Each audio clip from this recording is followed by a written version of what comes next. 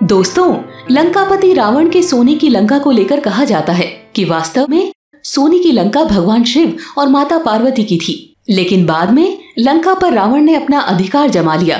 पौराणिक कथाओं के अनुसार एक बार माता लक्ष्मी ने भगवान शिव और माता पार्वती को अपने बैकुंठ धाम में निमंत्रण दिया, जिसके पश्चात माता पार्वती भगवान शिव के साथ बैकुंठ धाम गई तो वहाँ की अलौकिक भव्यता और अद्भुत खूबसूरती से माता पार्वती काफी मोहित हो गई और कैलाश वापस लौटकर उन्होंने शिवजी से अपने लिए ये भव्य महल बनवाने का आग्रह किया। माता पार्वती ने कहा, भगवान, आप तो देवों के देव महादेव हैं। आपको तो सबसे भव्य और खूबसूरत महल में रहना चाहिए जो तीनों लोक में सबसे उत्तम हो। माता पार्वती की बात सुनकर शिवजी उन्हें समझाने की कोशिश करते हुए कहते हैं, देवी, हमें महल की क्या आवश्यकता है? हम तो योगी हैं। महल के ऐश्वर्य में हमें कहाँ शांति मिलेगी? शिवजी ने अपनी ओर से माता पार्वती को बहुत समझाने की कोशिश की, लेकिन माता पार्वती अपना हठ नहीं छोड़ रही थी। तब शिवजी ने भगवान विश्वकर्मा को बुलाया और उन्हें तीनों लोक में सर्वश्रेष्ठ महल का निर्माण करने को कहा, जिसके बाद महादेव की आज्ञा मानकर भगवान विश्वकर्मा ने तीनों लोक के सबसे उत्तम जगह पर सबसे भव्य महल का निर्माण किया, जिसकी खूबसूरती देख देवता भी मोहित हो जाते।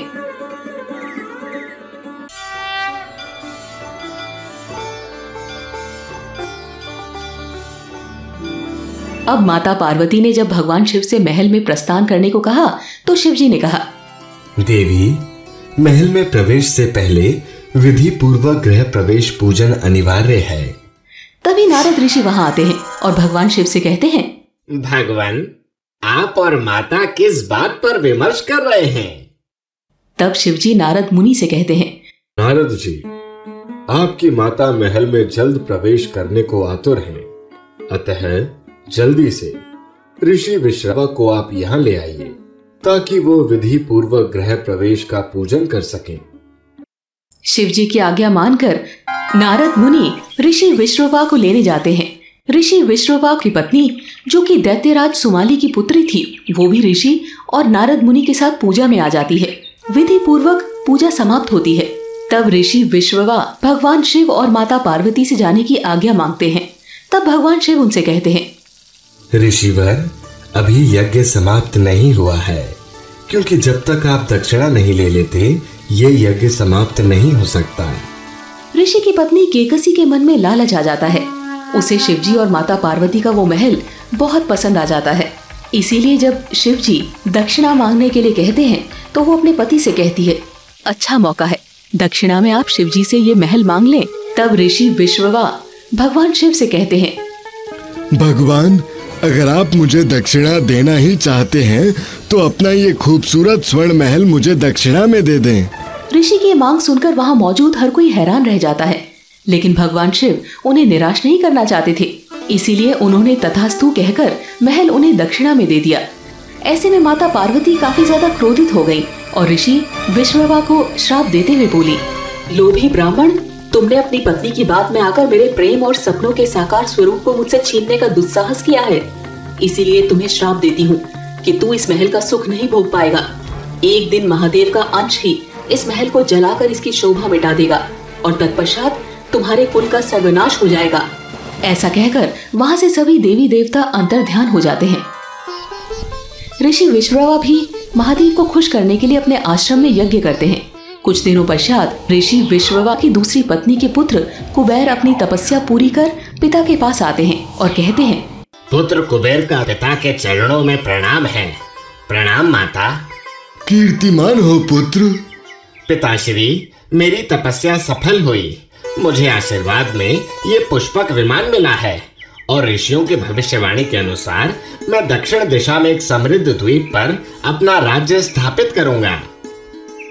कुबेर की बात सुनकर ऋषि विश्रवा उनसे कहते हैं, पुत्र, तुम मेरे ज्येष्ठ पुत्र हो। मुझे भगवान शिव से दक्षिणा में लंका का भव्य महल मिला था, उस पर तुम्हारा अधिकार है। वहीं रहकर तुम अपना राज्य चलाओ, परंतु वो महल माता पार्वती से श्रापित है। आपकी शिव भक्ति और आशीर्वाद से श्राप का असर खत्म हो जाएगा पिताजी। इससे केकसी बहुत क्रोधित होती है, लेकिन कुछ कह नहीं पाती। कुबेर लंका में रहकर अपना राज चलाने लगता है। कुछ सालों पश्चात कैकसी के पुत्र रावण की तपस्या सफल होती है और उसे सर्वशक्तिमान होने का आशीर्वाद प्राप्त होता है। तब वो आश्रम में आकर अपने माता पिता से आशीर्वाद लेते हैं। तभी कैकसी रावण से कहती है, पुत्र रावण, तुम सर्वशक्तिमान हो, तुम्हें अब विश्व विजयी बनना चाहिए और पुत्र, लंका पर तुम्हारा आधिपत्य होना चाहिए। इसीलिए अपने सौतेले भाई कुबेर से तुम लंका जीत लो। माता की बात मानकर रावण लंका जाते हैं और कुबेर से लंका पर अधिकार जमाने की बात करते हैं। तो कुबेर कहते हैं, रावण, तुम मेरे अनुज हो, अतः लंका पर जितना अधिकार मेरा है उतना ही अधिकार तुम्हारा भी है। रावण ने कहा, नहीं कुबेर, लंका सिर्फ मेरी होगी। मैं तुमसे लंका जीतकर प्राप्त करना चाहता हूँ, ना कि दान में। ऐसे में कुबेर बिना युद्ध किए ही रावण के सामने अपनी पराजय स्वीकार कर लेते हैं और लंका छोड़कर चले जाते हैं। तब से लंका पर रावण का आधिपत्य हो गया और वो लंकापति बन गए। कहते हैं कि बाद में माता पार्वती के श्राप का ही असर था कि भगवान शिव के अंश हनुमान ने स्वर्ण लंका को जला दिया था।